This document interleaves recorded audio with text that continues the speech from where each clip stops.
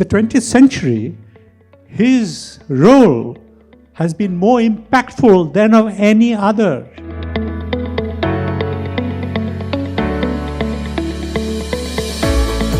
Srila Prabhupada was the first one who took the great Rath Yatra of Jagannath Puri and brought it to the streets of San Francisco.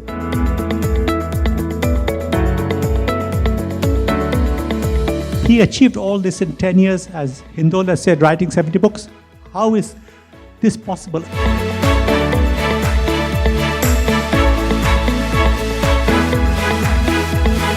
Dedication, devotion, sacrifice of all comforts.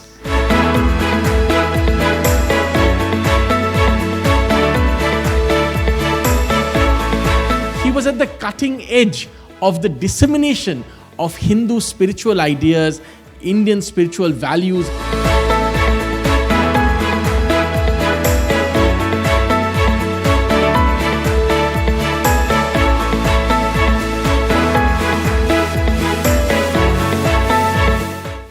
I humbly invite our dignitaries on the stage. As they make their way to the dais, allow me to please introduce each of them to you. First, we have His Grace Sri Chanchalapati Dasa, the Senior Vice President of the ISKCON Bangalore Temple in India and Vice Chairman of the Akshaya Patra Foundation. While he was an undergraduate student, he came across Srila Prabhupada's message, and after studying at the Indian Institute of Sciences in Bangalore, he joined the temple as a full-time missionary. He has been involved in the implementation of various programs of ISKCON Bangalore and the Akshaya Patra program.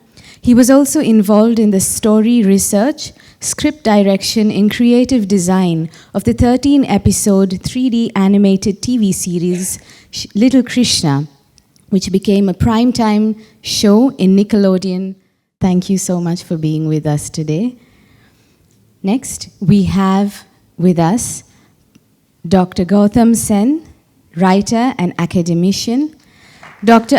Gautam Sen taught international political economy at the London School of Economics and Political Science for over 2 decades. He is a member of the steering committee of the World Hindu Economic Forum, president of the World Association of Hindu Academicians, and co-director of the Dharmic Ideas and Policy Foundation. He is co-author of Analyzing the Global Political Economy, published by Princeton 2009. And of course, we have with us, most popularly, Dr. Hindol Sengupta ji, the author of the book Sing, Dance and Pray, an inspirational story of Srila Prabhupada.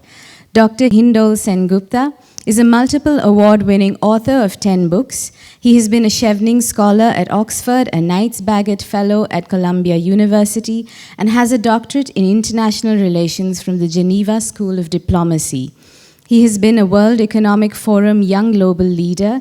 He is Chief Economic Research Officer at Invest India, the National Investment Promotion Agency of the Government of India.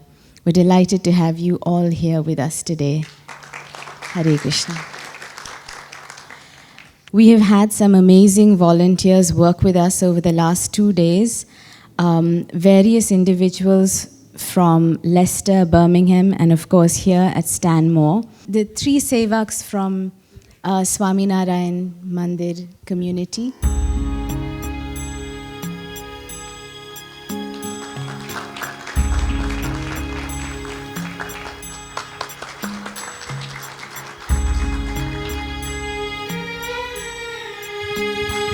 Mataji herself made these garlands.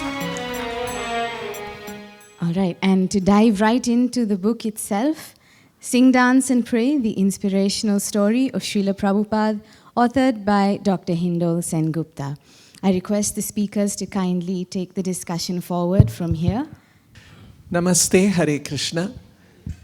Very happy to be here in the holy precincts of Swaminarayan Temple at Stanmore, and to be here in front of all of you to share the exciting life story of Srila Prabhupada. In ISKCON, if you ask anybody what inspired you to become a devotee of Krishna, they say, number one, the books of Srila Prabhupada, and then they would say, even more inspiring is the life story of Srila Prabhupada. Life of Prabhupada was a life of dedication, sacrifice, and commitment to Krishna, Krishna's message, and Guru's instruction. So these are very nicely illustrated in the life of Srila Prabhupada. You will hear more from the author of the book, but just to set a context, Srila Prabhupada was born in Calcutta, and he was from a middle-class family, studied well, and went to Scottish Church College in Calcutta. And it was at that time we were under the British rule. And Gandhiji had given a call that we should reject everything that is foreign and British. So Srila Prabhupada at that time, he was known as Abhay Charan De. Although he went to the Scottish Church College, he completed the coursework, he completed the final examination, went and saw the result that he had done successfully very well, refused to take the degree from the college to respect the call that Gandhiji had given.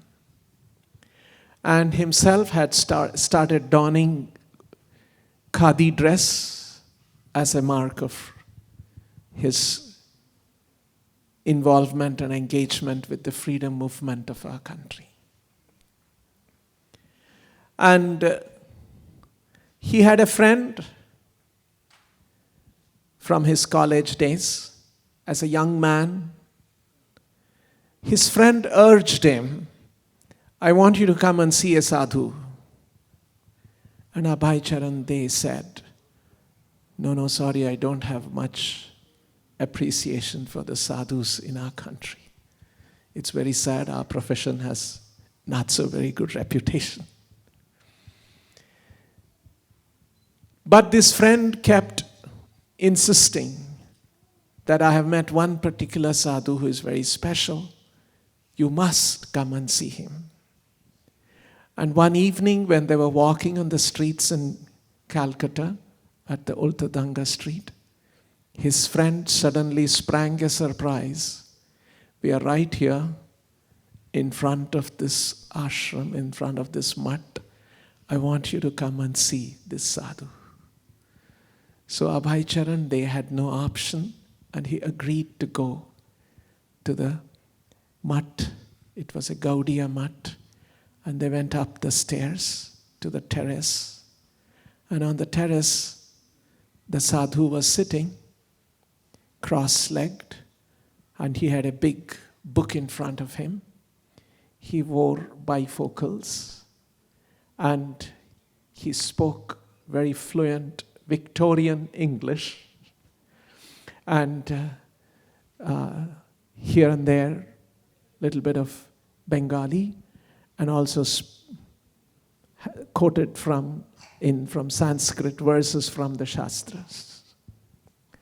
And these two young men came into this assembly, and at the rear side, they were about to take their seat, and as a mark of respect, they were bowing down and about to take their seat.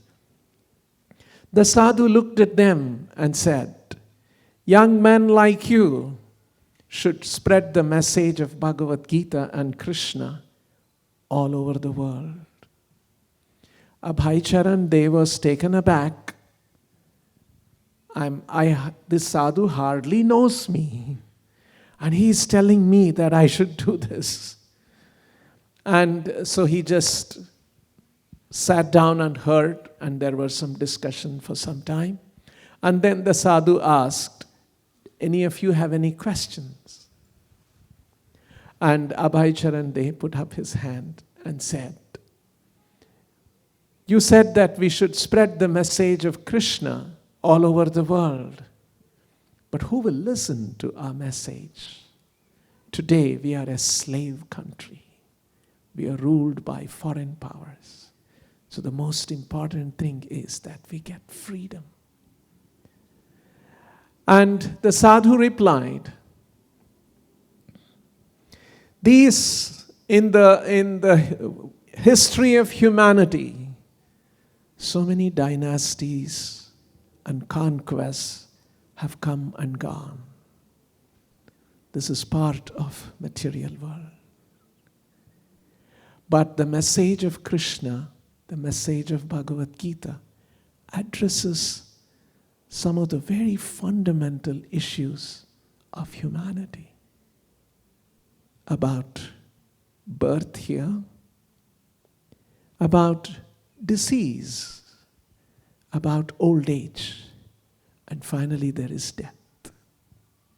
Actually, the sadhu was referring to a particular verse in the 13th chapter of the Bhagavad Gita, where Krishna describes these things constitute knowledge, enlightenment, awareness, and the opposite of this, lack of this, constitutes ignorance. And in that list, Krishna makes a statement, Janma mrityu jara vyadhi dukkha doshanu darshanam. One who is able to see that in this material world, despite all accomplishments one may acquire, finally one has to meet these inescapable miseries of life. We get diseased, we don't like it. We get old, we don't like to get old. And we have to meet death. And we don't like to die. And then we are reborn once again to experience all of this. And Krishna says that one who can see this as a defect of existence in this material world and as a source of misery, he is a wise man. He is an enlightened person. So this is what sadhu was referring to. And then he said, Krishna gives a solution to address these fundamental problems of humanity. And we cannot wait for change of regimes. This knowledge of Krishna should be spread everywhere in the world. And this brief interaction happened, and they left, Abhay Charan and his friend. And when they went back to the streets of Calcutta, the friend asked him, what did you think of this sadhu? Abhay Charan was deeply impressed. He said, no, this sadhu is very special. And later, Srila Abhay Charan took initiation from that sadhu, and that sadhu was Bhakti Siddhanta Saraswati Thakur.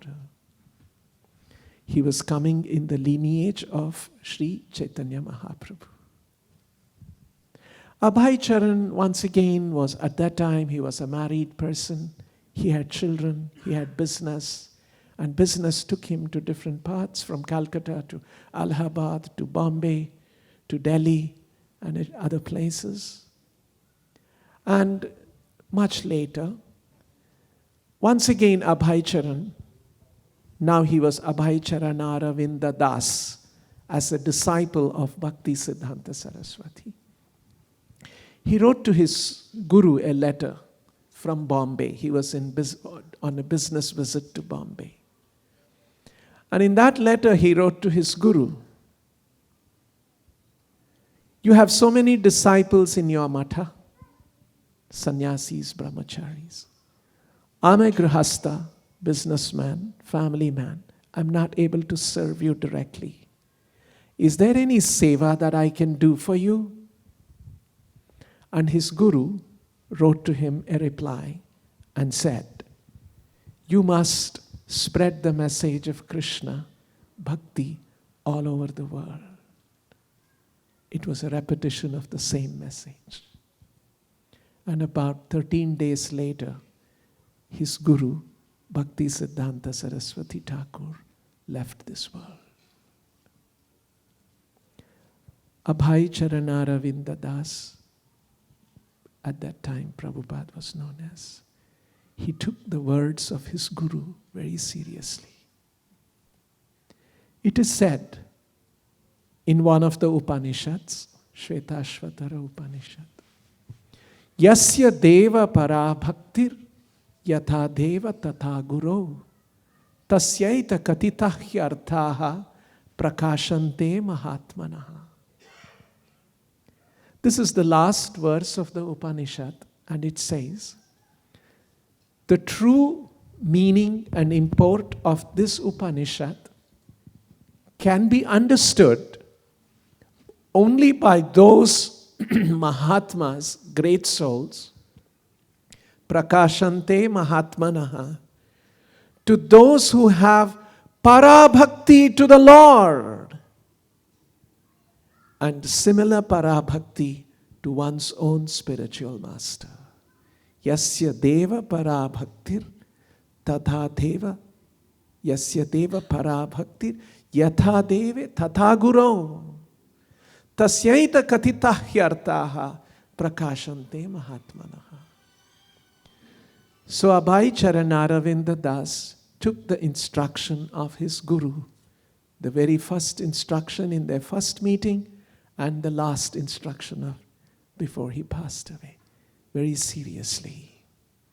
And he tried to spread the message of Krishna Bhakti all over the world from India for the next 35 years. And he had a series of failures.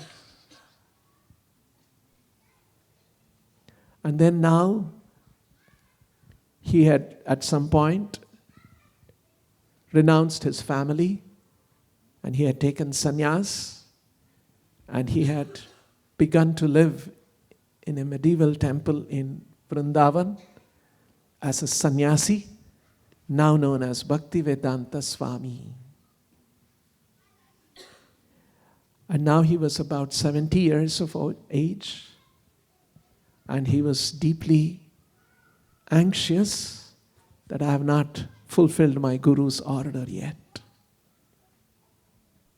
And then, with no much financial support, he comes on a cargo ship to America.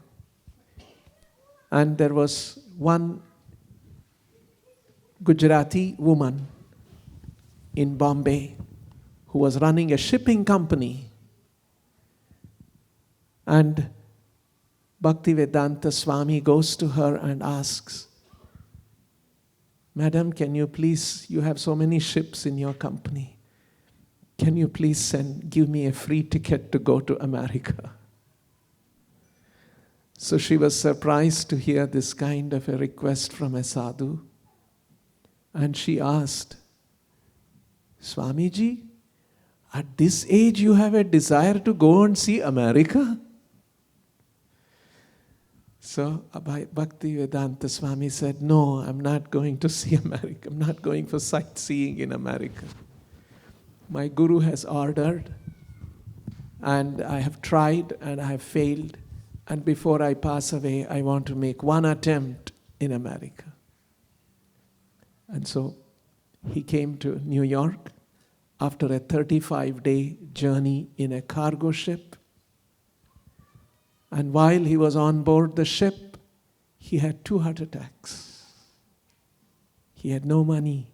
He had no medical support. He somehow endured all of this. And then he would go to the parks in New York City and stand under a tree and chant the Hare Krishna mantra which you just heard. Hare Krishna, Krishna Krishna, Hare Hare. Hare Rama, Rama Rama, Hare Hare. For 3 hours, from 2 o'clock in the afternoon to 5 p.m. And there were many young Americans who were around. They would come and hear him singing. Who is this old man from India wearing orange robes, standing under a tree and singing for so long? And this is how ISKCON began. And Srila Prabhupada lived for the next 10 years only.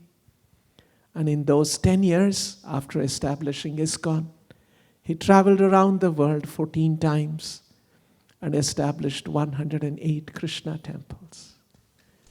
Went back to India. He had now his own temple in Vrindavan, lived his last days. And in November of 1977, at the age of 81, he left this world. So you can see in the life of Srila Prabhupada, dedication, devotion, sacrifice of all comforts for following the order of the Guru and to spread Krishna Bhakti and the joy of Krishna Bhakti to everyone. So we wanted to share this story of the life of Srila Prabhupada through the writing of one of the eminent writers in our country, Dr. Hindol Sen Gupta.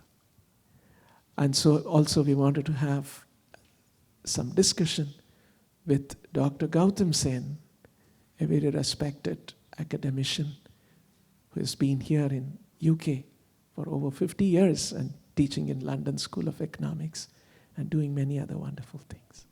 And that's why we are here. And thank you all very much for having us. Namaste.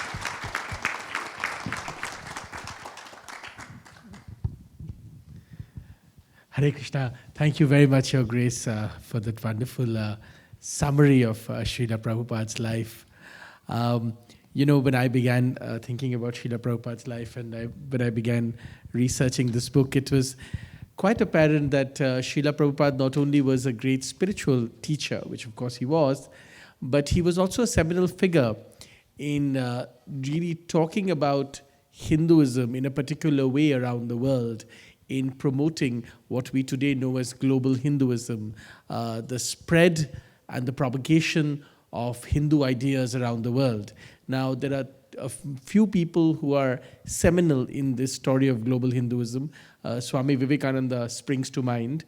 But Srila Prabhupada is an incredible figure in this story, whose story a lot of people don't really know. The Hare Krishna movement is well known, especially here in the UK, because of course George Harrison of the Beatles, who was a prominent disciple of Srila Prabhupada, bought an entire estate and then proceeded to donate that estate, which is now known as the Bhakti Vedanta Manor, to the Krishna consciousness movement. So there has been a lot of conversation about the Hare Krishna movement here in the UK. And of course in the US, where Srila Prabhupada was the first one who took the great Rath Yatra of Jagannath Puri and brought it to the streets of San Francisco. An incredible feat of spiritual innovation, but also an incredible feat of engineering at that time, because the municipal corporation wouldn't allow them to place these what they thought of as unstable, tall, wooden structures on wheels onto the streets of San Francisco, which seemed, by all counts, as a threat to human life, right? And a lot went in convincing the municipal corporation that these would indeed be safe, and these would actually be mounted on vehicles and so on and so forth. And there are still videos available of Srila Prabhupada in those rathas in San Francisco with his pupils singing and dancing and spreading the word of Shri Krishna in the middle of the summer of free love. Because remember, when Srila Prabhupada went to the United States was going through a huge campaign and movement of anti-Vietnam War protests.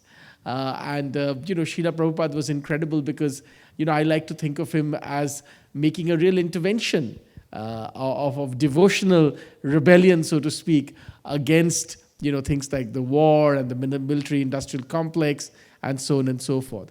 But, Srila Prabhupada had many other ideas which I think need to be explored. One of the things that is particularly important, I studied at Oxford, and one of the first things that occurred to me when I went to live at Oxford is, before Oxford, I used to study in New York. So I used to live in New York and study in New York. And I was accustomed to seeing a lot of poverty on the streets of New York, many homeless people and so on and so forth. But in my many years of coming to the UK, I hadn't seen a lot of that kind of poverty. But, when I went to live in Oxford, it amazed me how many homeless people were there on the streets of Oxford. And I think Srila Prabhupada was very prescient because, he lived in America in the 60s and 70s, when America New York especially, had a lot of crime and poverty. And I think he was very, very prescient in creating programs that not only allowed people to come and discover their own inner self, a devotion to God, spirituality, but also public service programs, including free food, which now has been converted in his memory and his legacy, the great Akshay Patra program, which, as many of you know, Akshay Patra is the name of that great bowl in Hindu philosophy and spirituality, which never ends. The bounties of Akshay Patra never end, right? So Akshay Patra is a bit like that. 3 billion meals served, in India alone, and 1 million meals served in the United Kingdom. So it's incredible. But you see, today we realize as the world goes through economic turmoil and, inflation and other crises, war and other crises, that this kind of support is so necessary for large numbers of people. But Srila Prabhupada saw this need all those years ago. And, he created these programs to feed, people at a very large scale. And Srila Prabhupada, had that wonderful statement that within a 10-kilometer radius of an ISKCON temple, nobody should go hungry. And this is such an important and a relevant thing. When the Ukraine war began, some friends of mine sent me these videos, and many people, I certainly didn't realize it, how large the Krishna consciousness movement is in Russia and Ukraine and in that part of the world, and how many people have been touched by the love of Shri Krishna and the words and the teachings of Srila Prabhupada. In India itself, now the Krishna consciousness movement is building some of the grandest temples India has ever seen, really, in the modern age. And a lot of people ask, oh, well, temples are one thing, but, temples are only for devotees and so on and so forth. And I want to make this point, and it's very important. I think Srila Prabhupada really realized this. If you look at India's history, a temple was never in Indian history, merely a place where people went and worshipped. That's not correct. If you look at Indian history, in many, many cases, temples used to be the center point of a community, a town, a society's economic, social activity. Temples had many, their own branches of all kinds of activities surrounding the temple. That, really was the throbbing heart of the communities in which these grand temples existed. And I think one of India's, many of you, and including me certainly, are hopeful that India will go from $3 trillion economy to a $5 trillion economy and more. And certainly I believe firmly that one of the economic fulcrums which can drive and contribute positively to this change are the reinvigoration and the revitalization of our great temple culture, our temple parampara, our temple sanskriti, so to speak, right? All of which, very sadly, because of various reasons which we don't have time to go into, have been destroyed and were destroyed in independent India, very, very tragically, and even before independence, right? And then there's been, all kinds of political interventions and so on and so forth. But to revitalize our grand temples and the temple architecture and the temple network would be a great boon to our local economies. It would empower societies. And I think Srila Prabhupada saw that. He realized, imagine, in between the ages of 70 and 80, he created 108 temples around the world, which is an incredible feat by all measures. So I think Srila Prabhupada had a lot of interesting ideas which I think are particularly relevant today. The other idea, because I'm a writer, is very, very close to my heart. Srila Prabhupada built one of the world's great publishing programs, in the great book trust that he created, right? And today we think of millions of copies of various books being sold. Before Srila Prabhupada, no Indian institution had ever really created and published for mass dissemination at a global scale Indian spiritual knowledge through the technology, the best technology available at that time, which is the best quality of books. No other institution had ever done this at the scale at which Srila Prabhupada did. Tens and millions of copies. Many of you, when you were younger or even now, may have memories in your towns and cities of young ISKCON monks, like the ones present in this room today, standing smiling at street corners, offering copies of the Bhagavad Gita, beautifully produced. Beautifully produced Bhagavad Gita, which had lovely illustrations and so on and so forth, all of which was created by the devotees of Srila Prabhupada, published in the best possible paper at that time. If you look at the illustration, just yesterday in Leicester, I was saying this, that if you look at art form or art created, based and inspired by Indian spirituality, Hindu spirituality, everybody remembers Raja Ravi Verma. Raja Ravi Verma's lithographs are very, very famous, right? After Raja Ravi Verma, for mass dissemination, the one program that created the most beautiful artwork, using the most contemporary techniques of its time, the best quality paper, the most contemporary ways of producing art, colors and so on and so forth, it was Srila Prabhupada for the books, for the Bhagavatam, for the Bhagavad Gita that were created by his press. So in many ways, he was at the cutting edge of the dissemination of Hindu spiritual ideas, Indian spiritual values and ideas, using the most contemporary, innovative formats available to him. And therefore, today when we think about the spread of Hinduism around the world, we cannot but look back at Srila Prabhupada's inspiration and work, because he was at the cutting edge of his time in disseminating this. I want to make one last point in my opening comments. The other great thing that I remember Srila Prabhupada for is, when somebody talks about all of these things, in 10 years he built this entire movement, 108 temples, he sold tens and millions of copies of books. One would imagine that, he was a monk. It seems like for this part of his life, the last decade of his life, he was entirely immersed in the world. And in a sense, away from his love of God, his devotional practice. But that's actually not true. If you read the book and if you read about Srila Prabhupada's life, Srila Prabhupada himself always considered that everything that he was doing was only his devotional service to Krishna. And indeed, on the book part, he would go to bed around 9 o'clock in the night, wake up at 2 o'clock in the morning, and from 2 o'clock till morning, he would diligently working all by himself with, one of those voice recorders where, earlier people used to use for translation. He would record and translate line by line, sentence by sentence, word by word. And he did this day after day. That's why he published 70 books in a decade.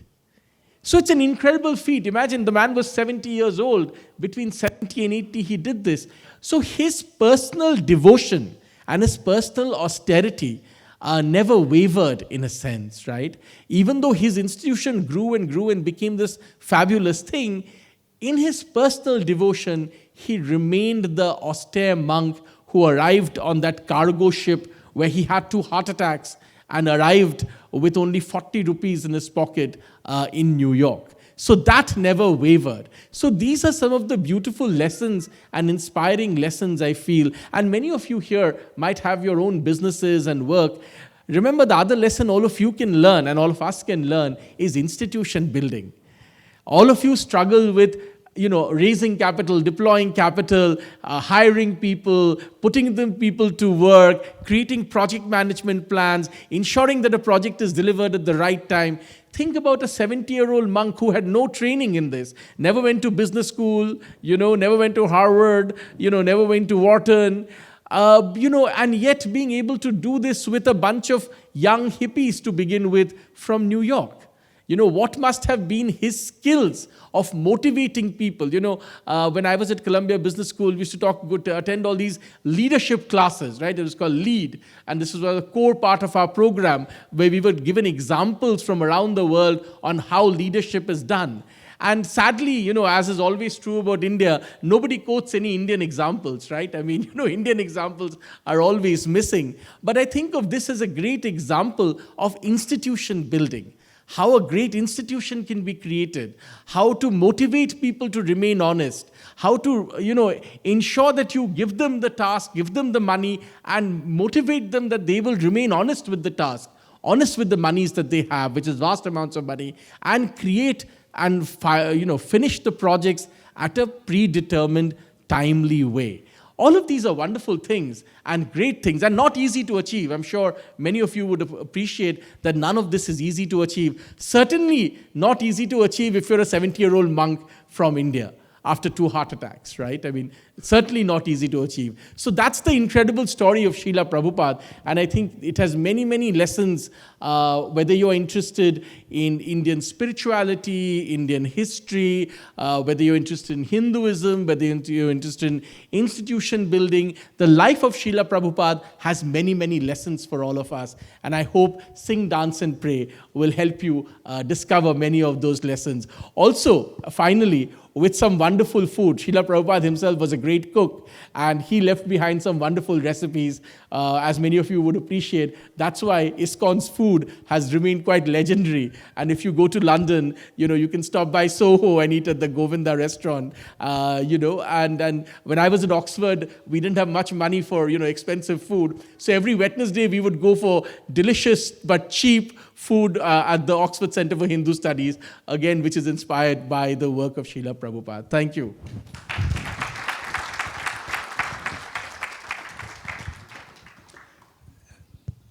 Namaste. Hare Krishna. I am honored to be sitting next to His Grace, Sri Chanchalapati Prabhu, and very happy and privileged that I am also with my friend Hindol Sengupta, whom I've now known for many years.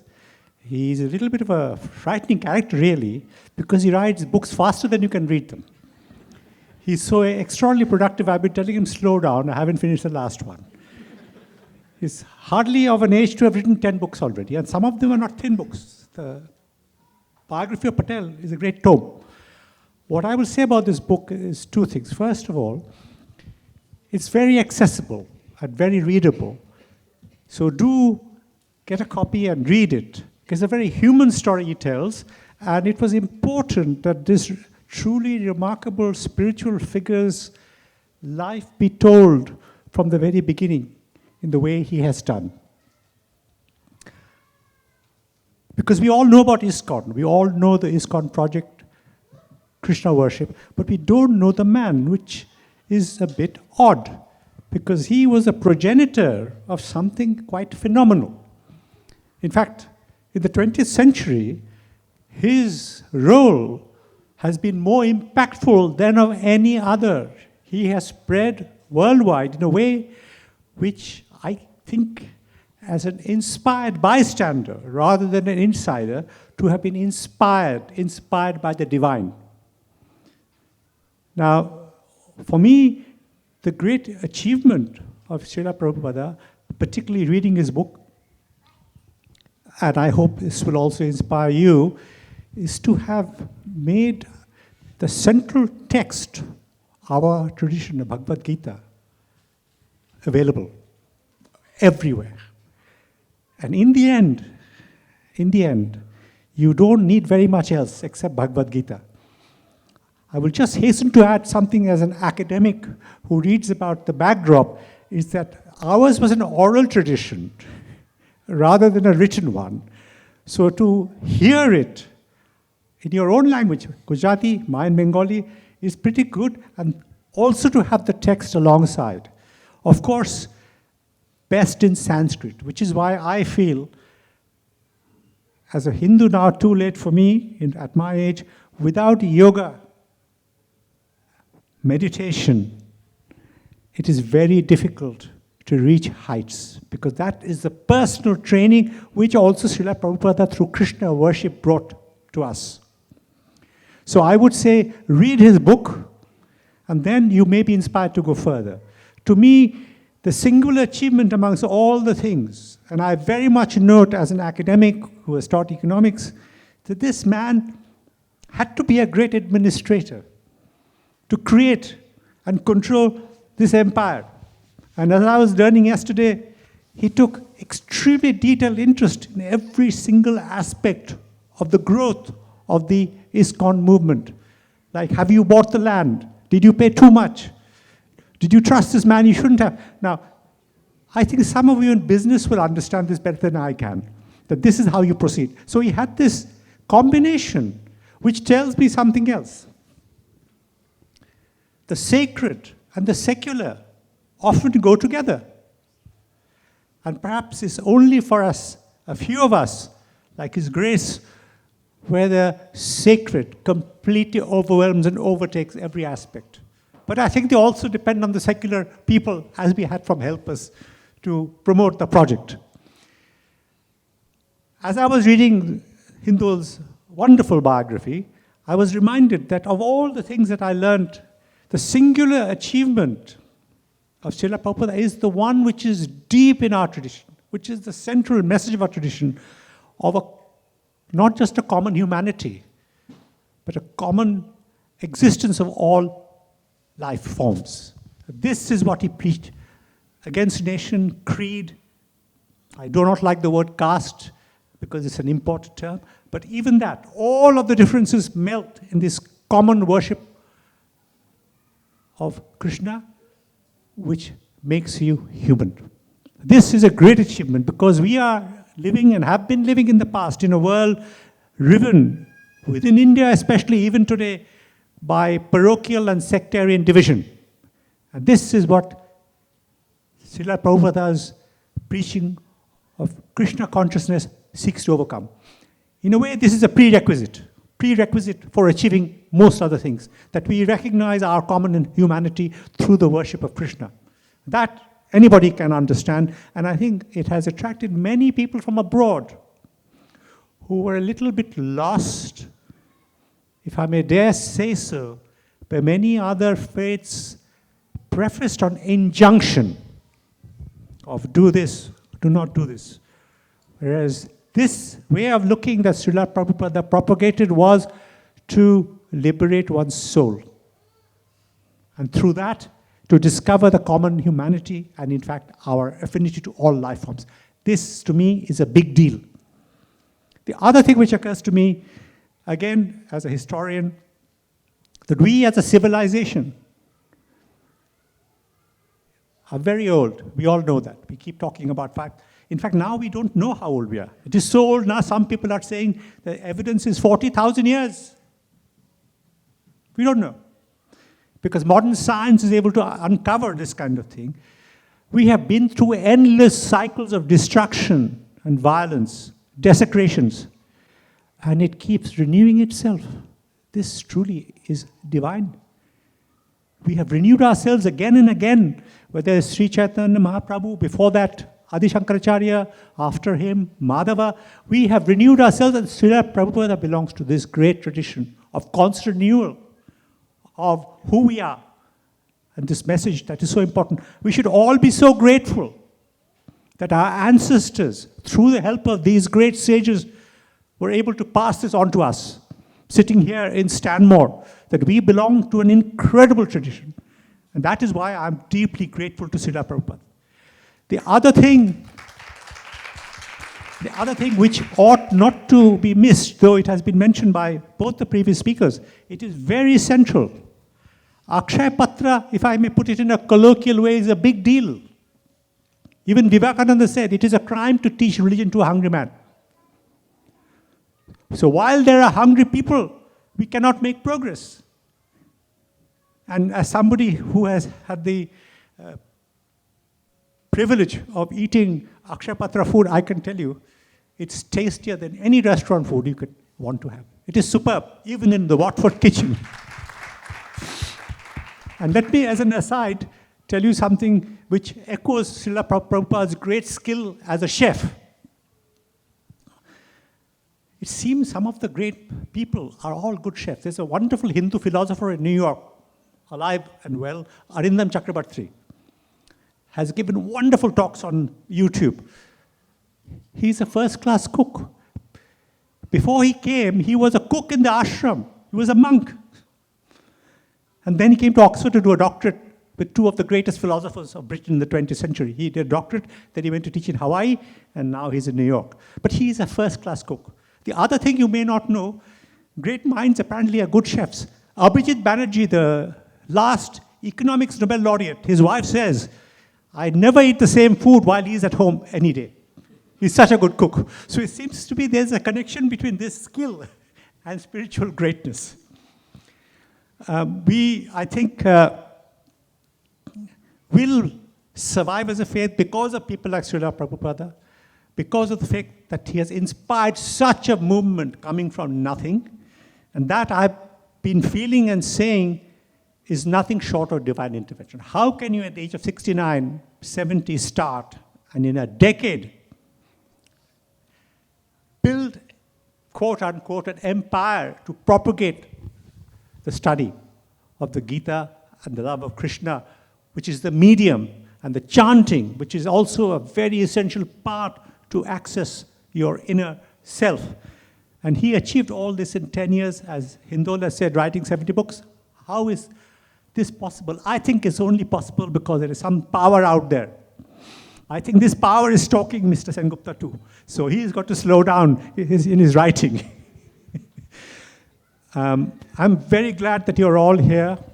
Many of us you have come from further away, and I hope today you will go away with the feeling that you have been exposed to something worthwhile, and do read the book. I think you will feel uplifted. Thank you.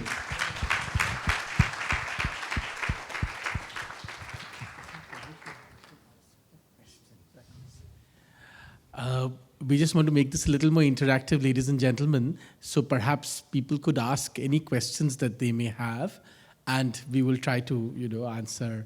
The tough questions will all be answered by His Grace. The slightly less tough ones by Gautam Da, and the easiest ones by me, please. Kindly, please raise your hand, and a microphone will come to you. It's okay. I think we will be able to hear you, sir. Please go on. One second, hold on. Let the mic come to you. Yeah, it's a very good event. I'm glad and pleased to be here. I've got a simple question, Dr. Sengupta. What inspired you to write this book? So I have been interested for some time in what Hinduism really means in the contemporary world, who are its most important characters, and how it's spread around the world. I've been very interested in something we call global Hinduism. Global Hinduism is this notion that Hinduism, which many Hindus think of as largely based in India and rooted to India, which it is, had a whole life outside India. It spread around the world through the efforts of certain people, and it found very interesting original communities of takers and devotees around the world, who then embraced and gave new dimensions or new color, if not dimension, to the Hindu practice and belief systems. So this global Hinduism has been of great interest to me. And if you look at global Hinduism, like I said, of course, Swami Vivekananda's name, springs to mind. And of course, where we are sitting, we cannot but mention the great work of Prabhu Swami Maharaj Ji and the Baps movement.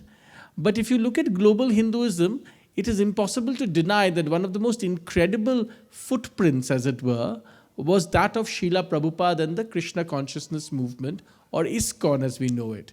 Now, while ISKCON is quite well known, and the Hare Krishna movement, as it is called in many parts of the world, is quite well known, much less is known about Srila Prabhupada even today.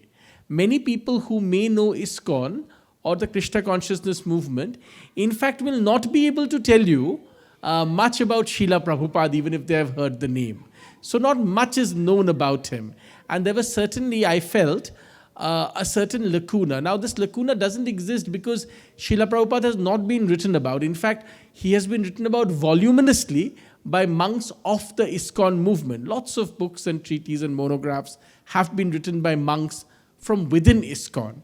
But as is always true, when monks from within an order write, they write a sort of what I would call devotional prose, right? But I think what was perhaps of interest, and certainly that was my effort, was to write as an outsider for outsiders. To place Srila Prabhupada in a historical setting, to understand what were the historical pulls and pressures in his life, how he responded to them, and through it all, how he created this movement. Sometimes what happens when you write about devotional figures from the inside, it seems like they exist in isolation or in bubble. You know, this wonderful person appeared on earth, did their work and disappeared. But we don't know, or often we don't get to know, okay, so, did they really work in such a bubble? That's almost never true.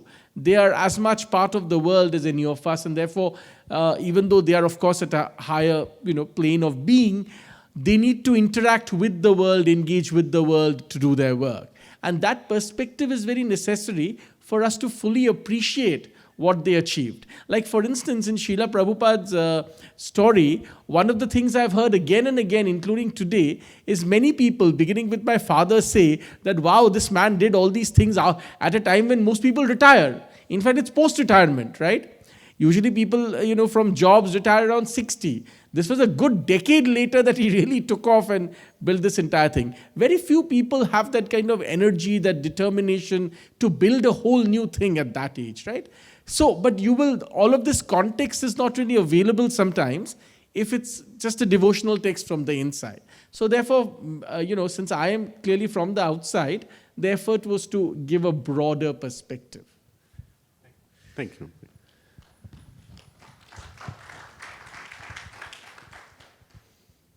Anybody else, please? Yes, the gentleman behind. Thank you very much, Dr. and Chanchala Pati Prabhu and Dr. Gautam. Thank you very much for your wonderful talks. And the film also was very wonderful, I saw. My only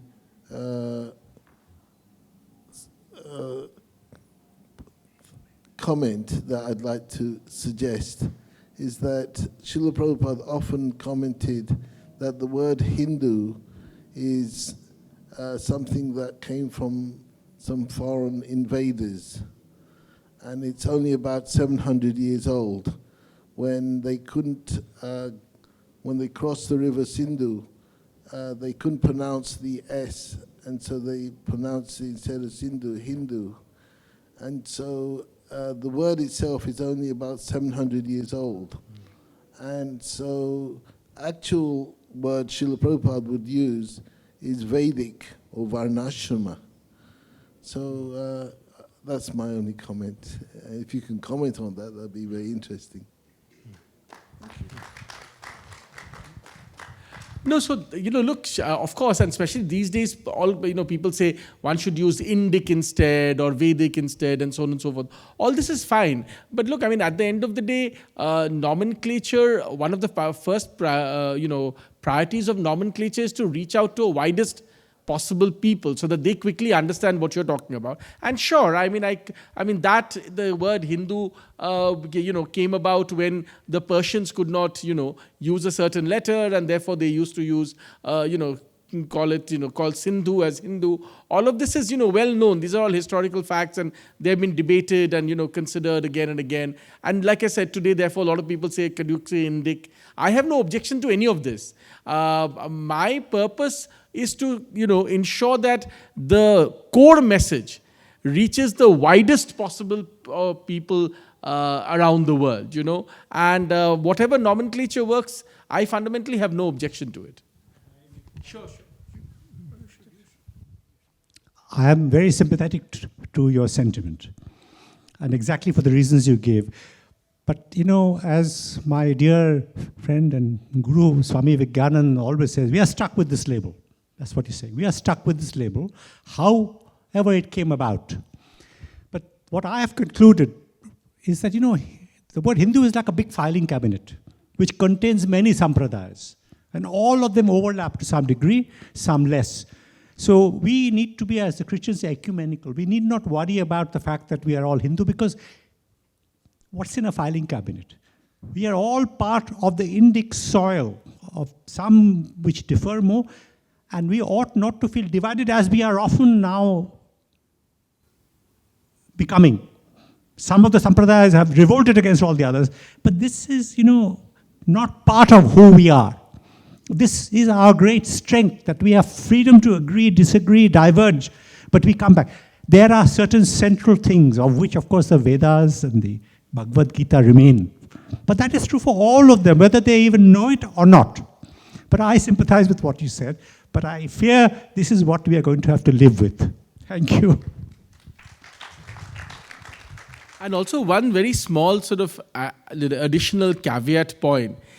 I think the time is really ripe, as many recent incidents have shown us, that for, whether you want to call it Indic, Vedic, whatever, for all these communities to somehow come together, the more they divide among each other and, one says, I am this and you are this and you are this, the greater will be trouble.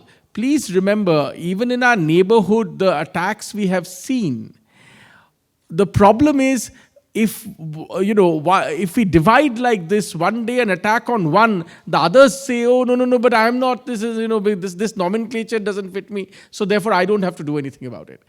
And sadly, if you look at Indian history, this is our history for at least 3,000 years. At the very least 3,000 years, this is our history, right? And this history might continue. So therefore, my humble plea always is that, sure, I have no objection to any other nomenclature. But let us find nomenclature where we come together, not stay apart. We must find bridges to come together.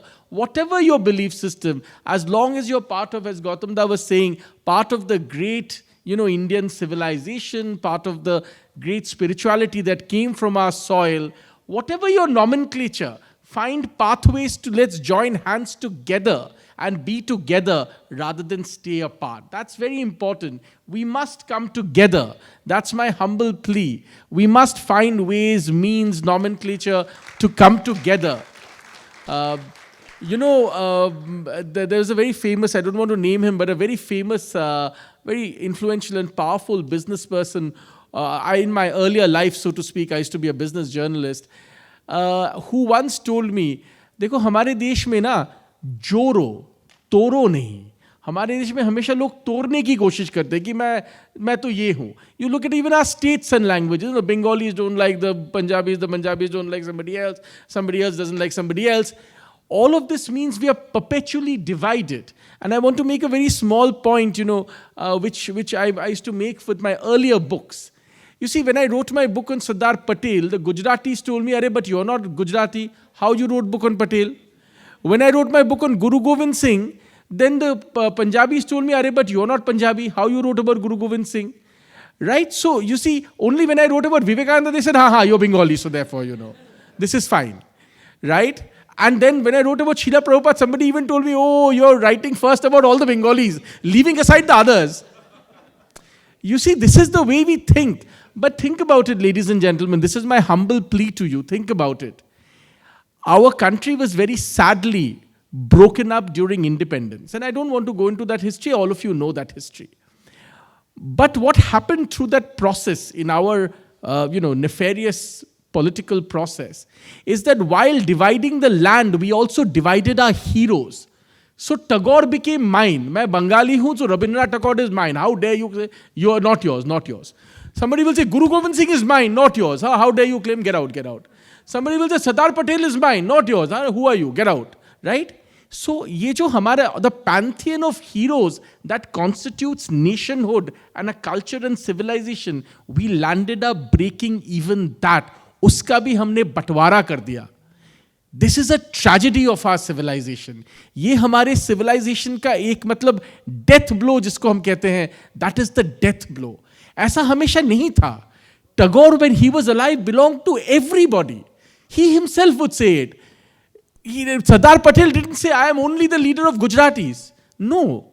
These are things that we created through the smallness and the vileness of our politics.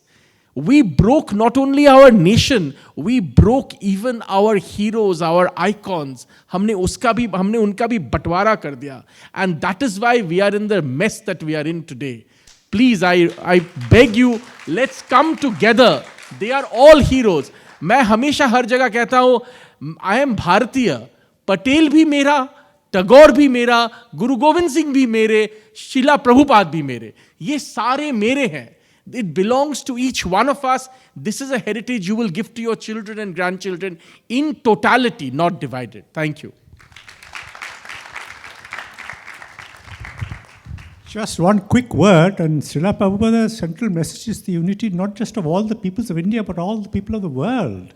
That is his central message, that hum sab ek hai. And who is going to deny that truth? We may fail to be like that, but this is the truth of the matter, that we are actually one people. I mean, there are so many people around the world I can admire, I regard them as mine. Shakespeare, tumhara hai, no. I feel Shakespeare is mine, you see.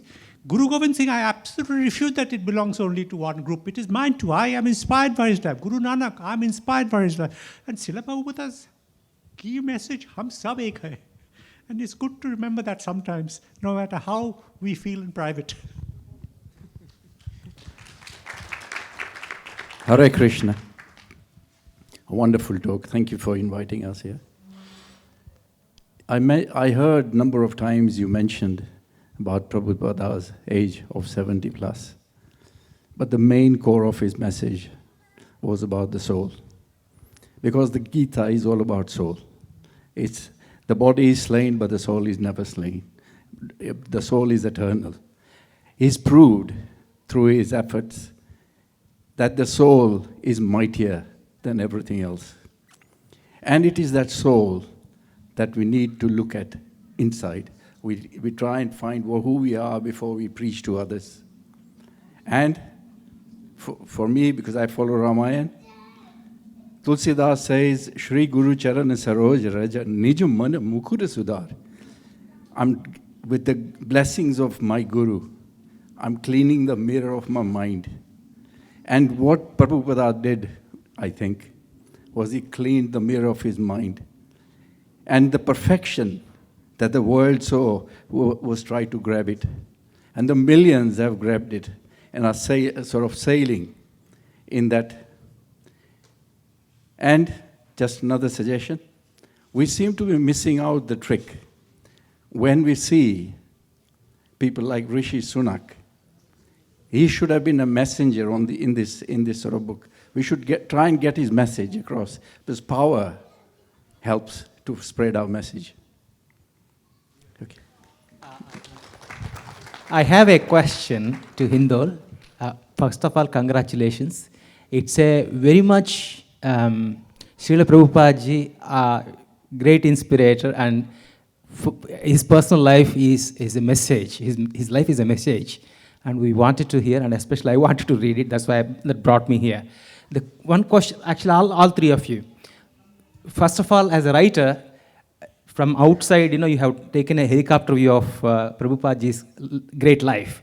What one point that you came across, this is something which the world may not know, and as a writer, I want to tell this to the world. Of course, I'm going to buy the book, but I just want to know if there is any one point. Sir, Chanjalpat Das ji, namaskar. Hare Krishna. Great message, lovely message. And one thing that, as from Prabhupada ji, what would you tell to us that this is what I think is this is the message, and I want to give it to you. Okay, one, and Gautam ji, same to you as. Can I just finish my observation that if Putin had read that book and understood, he would have not gone to war in Ukraine.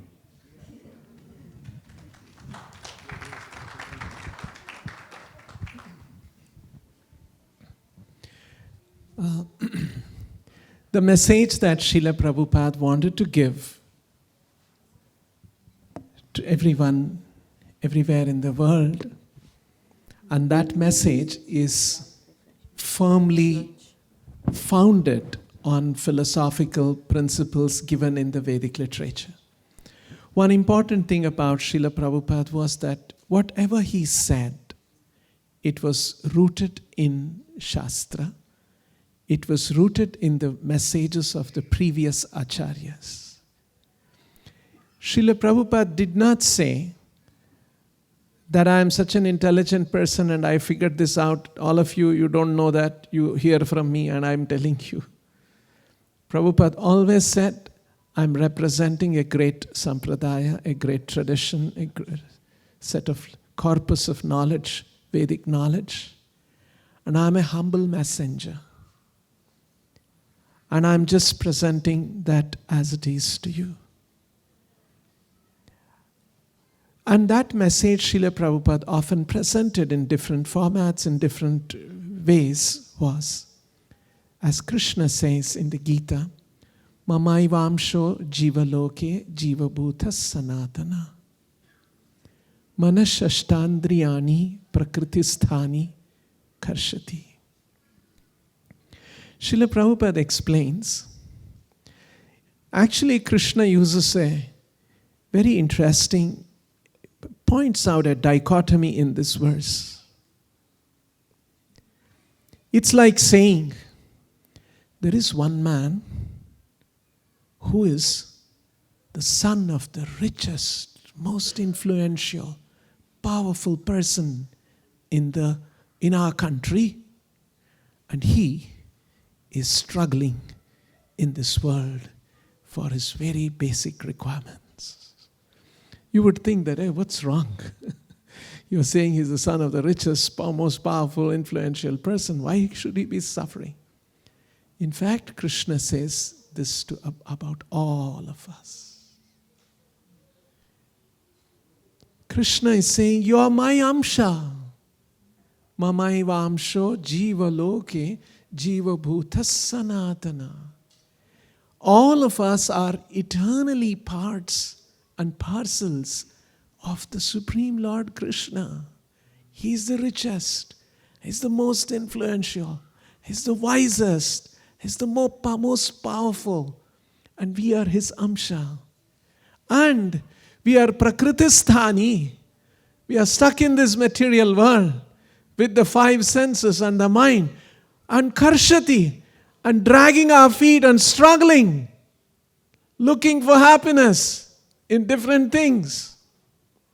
So, this is uncalled for. We have to turn towards Krishna, remember him, recognize him, and because just like every child has related to father and mother, not just related, intimately related, in the same way, each one of us have an intimate relation with the Supreme Lord Shri Krishna. But we are forgetful of it. We are not conscious of it. We are not able to perceive that. We are not able to experience that. And for that, the Shastras say, Chaitanya Mahaprabhu propagated that, we have to chant the names of Krishna. And by chanting the names of Krishna, that Vismruti goes away and Smarana comes back, and we will be able to experience that intimate love of God. That is the perfection of every living entity. This was the message of Srila Prabhupada, and he wanted everyone to chant the names of Krishna and develop that bhakti to the Lord. Thank you very much.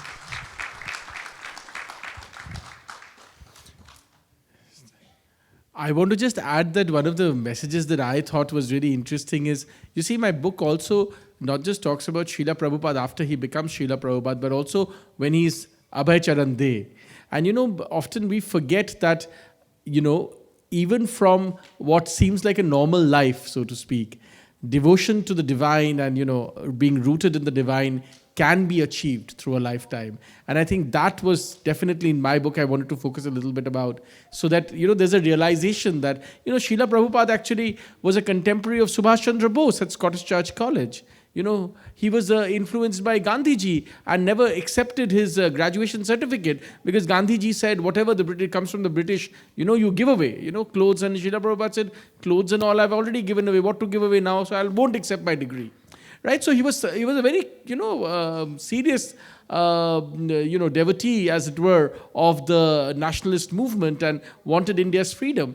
But there was an even deeper devotional urge within him, which, slowly surfaced and, then obviously became the abiding force in his life, which is Krishna Bhakti, and which took him to where, life had to take him and Krishna had to take him. One message from the life of Well, one lesson is a difficult one, that at such a late stage in life, with all the disabilities, and I share a little bit of that. He had 2 heart attacks, I've had 3, you see, and I'm his age now, that extraordinary things can be achieved, for the whole of humanity, and to leave behind such an extraordinary legacy. It's awesome. It is simply awesome, but it's also inspiring. You think, whatever time remains for anyone on this earth, you can do things.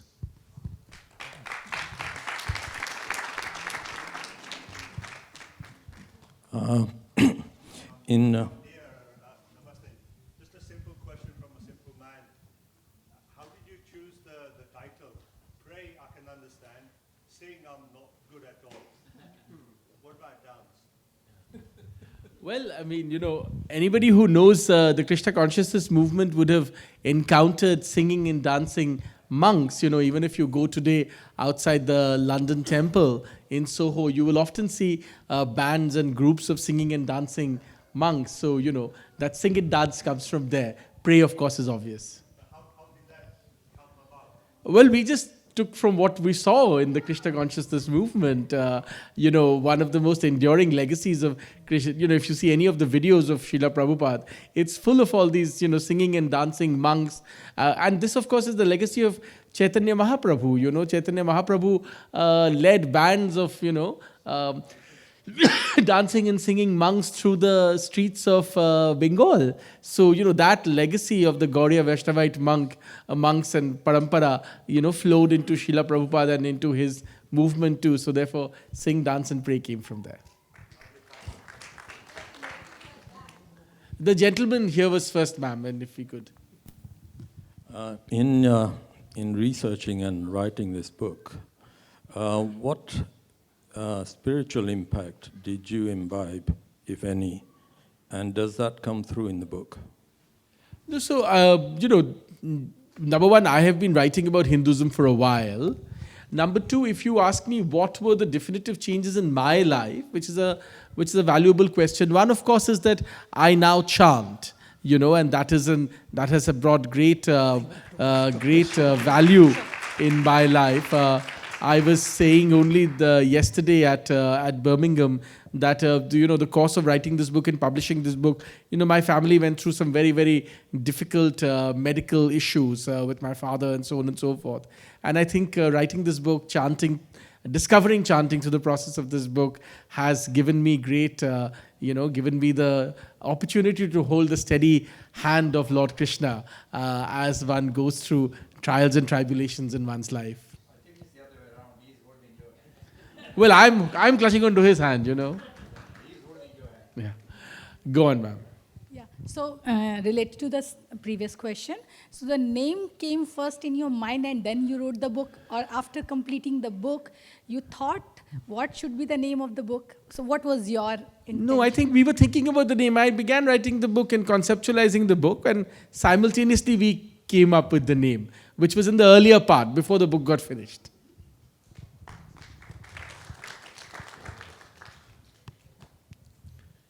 If you could take one last question, please. Oh, it's going to end with me then? Yes. Okay.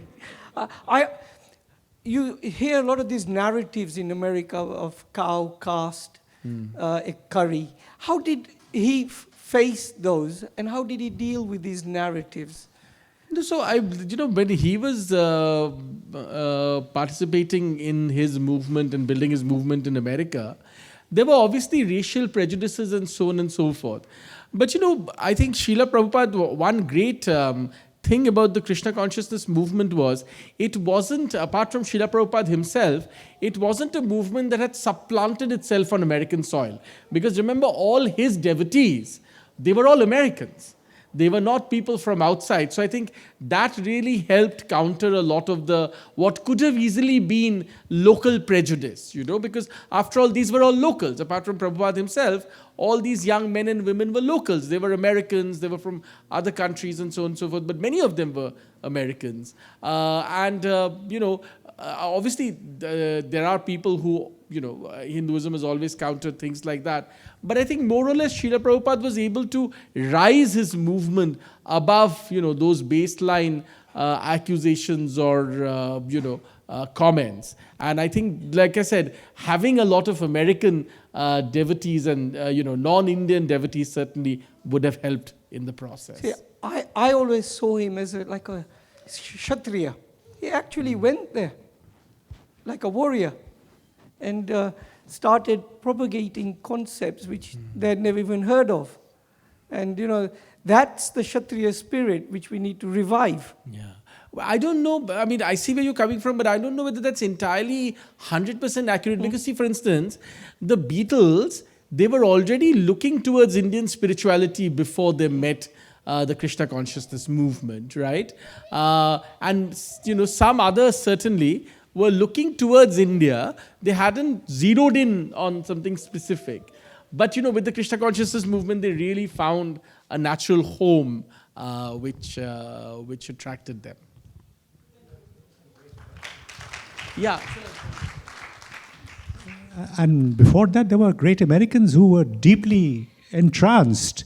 I just give you the name of one famous American author of the 20th century, J.D. Salinger. J.D. Salinger had given up writing after Catcher in the Rye and became a total devotee of the Ramakrishna movement. And he said, it saved me. And there were great poets and philosophers in the United States before that who were seriously engaged with not Hinduism as a superficiality, but its ideas, its sacred texts. So there was a tradition there. And of course, Vivekananda had laid the ground for many, to some extent, 1898. Please, yes, Swamiji, good. Cow caste, what were Srila Prabhupada's responses? About the cows, obviously Prabhupada was talking to the Westerners about cows, and Prabhupada's logic was, he gave many explanations, and one of the interesting logic that Srila Prabhupada presented was, cow is like your mother, and when the mother gets old, you want to kill her? This is absurd. How can you have a society, how can you have a civilization that kills cows? This is how Srila Prabhupada presented very strongly, and he advocated vegetarianism among all his followers. About caste, I'm not too sure about the things. Prabhupada presented the Varnashrama as Krishna presents in the Bhagavad Gita, Chaturvarnyam maya shrishta guna karma vibhagashaha. This is not on the basis of birth, but on the basis of guna and karma, quality and profession and work one does. And throughout Vedic history, there is always an innumerable examples of somebody was born in a certain family, migrated to another family, another kind of a pursuit. So, for example, Srila Prabhupada also gave this example. Vedavyasa was born to a fisherwoman family, and he was the greatest sage of our country, giving all of these Vedic literatures.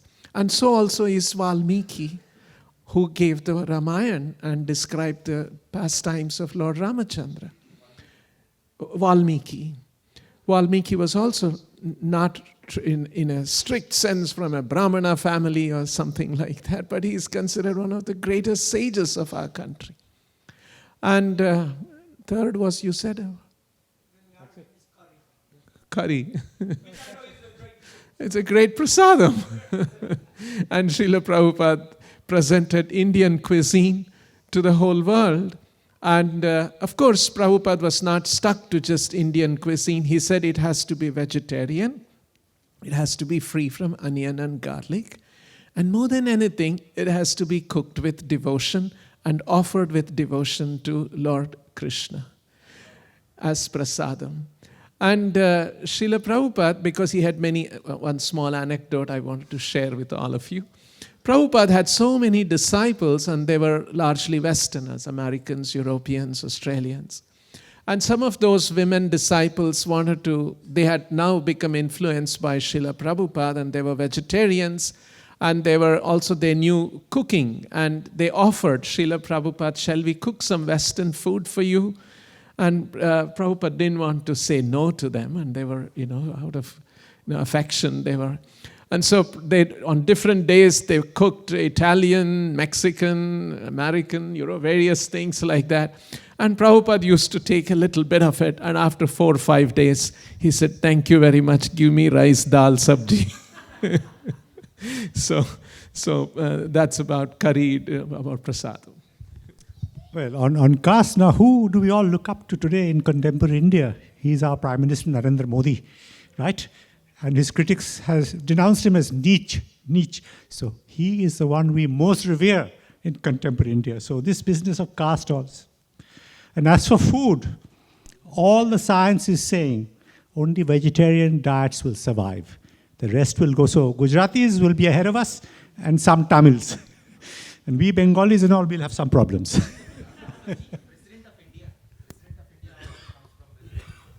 Absolutely. Thank you all so much, audience and speakers. A conversation is never as riveting as it has been today, and the reason for that is because there's feedback and there's input, and it's a conversation flow that sort of works as a loop, and that's how amazing points of insight come forth, amazing anecdotes that share and touch the soul also come forth. So thank you all so much, dear speakers, for your wonderful, thoughtful, incisive analysis. Thank you all so much to the audience for asking wonderful questions that really got us all excited. I would also like to thank the volunteers and entire community of Swaminarayan here at Stanmore for organizing this lovely event. A special thanks to Shri Minesh Patel ji. Your contribution has been invaluable. Thank you so much.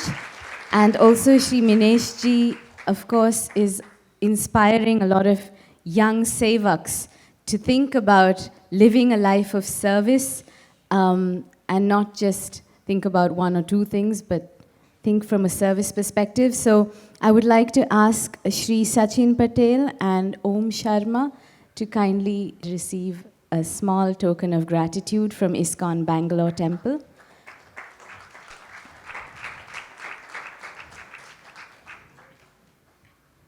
I would also like to thank the monks and staff at ISKCON Bangalore for all your wonderful contributions to today's afternoon.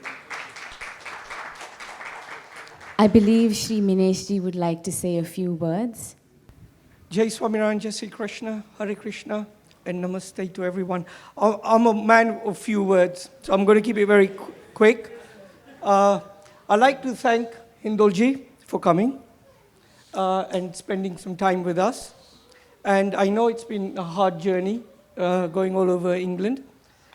I'll also like to thank, on behalf of all of us here, for Chanchal Pati Dasji, Navin Dasji, who is at the back somewhere, and all Bangalore ISKCON brahmacharis and sevaks who are here, for all the hard work they've done, and all the effort they've put in, and putting up with me as well. So that must have been very difficult.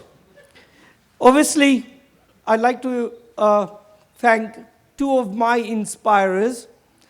Prakash Pai is here, and Gautam Sen.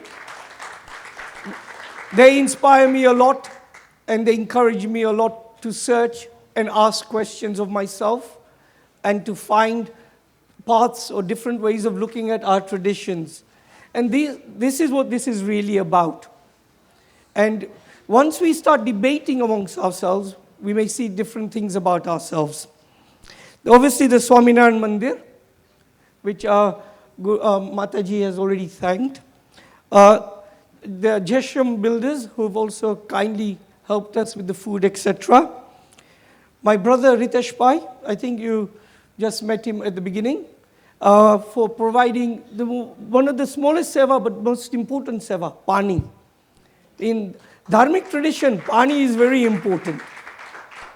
So thank you, Ritesh Pai, for your effort. Then my brother Rakesh Popat, he has never ever said no to me, and he's never even talked about money or anything. He just turns up and gives his time. And that is what sevaks should do. Avari events for some of the decoration. My brother Sumitji, please stand up, my nephew at the back, who has put some of his art here in display. And I think have a look at it, because Srila Prabhupada was also about art, from what I learned yesterday. So we have to carry that vision. Next to it, we have Nyan, the books. That is where our civilizations are going to survive. We've also made it rituals, but that's important because they all go and connect and create a holistic way of looking at our civilization. So please take some time. It's not there because it's beautiful. Listen to his thoughts. There might be reasons why he's done what he is. Prompt him and ask him. There was Lina Ben did the Haas, but unfortunately she's left. Then obviously my two brothers, Babu Bhai and Yogi Bhai, for the decorations. Please stand up wherever you may be, and if you've gone, I apologize. Babu Bhai.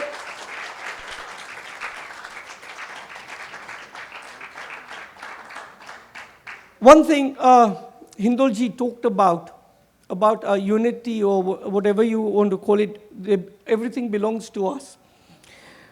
When we were doing this event, we had a lot of resistance for obvious reasons. And I don't want to get into it. But there were other organizations who did step up. And we should recognize them. The Jalaram Mandir, Greenford, Sudbury Mandir as well, Brent Indian Association, the VHP. My Kishore uncle is here. Please get up, Kishore uncle. He is the former General Secretary of the VHP. And they were promoting it as far as they could. And then there were the smaller Swaminarayan temples, which should be mentioned. There were the Kumkum, Vasna, Vartal, Pina. And then obviously Leicester, Birmingham, we had people promoting it. But look, at the end of the day, I want to thank each and every one of you. You make it possible. When you walk out of this hall, I hope you carry the message of Srila Prabhupada in all his roops. The roops which Chanchalpati Dasji, Gautamji and Hindolji set. But also, I believe he was a Kshatriya. He took something when it wasn't expected to go. And he did something which no one expected him to do at that age. So it shows his strength, his warrior instinct. We must protect Dharma. When we walk out of this hall, think of that. Krishna at the end says, those who protect Dharma, Dharma protects them. Are we doing enough to protect our dharma? I don't know. But look, that's a matter for each of you and your conscience and your relationship with Krishna. Because Krishna was he was a warrior as well. So he has fought. Are we prepared to fight? I leave it to you.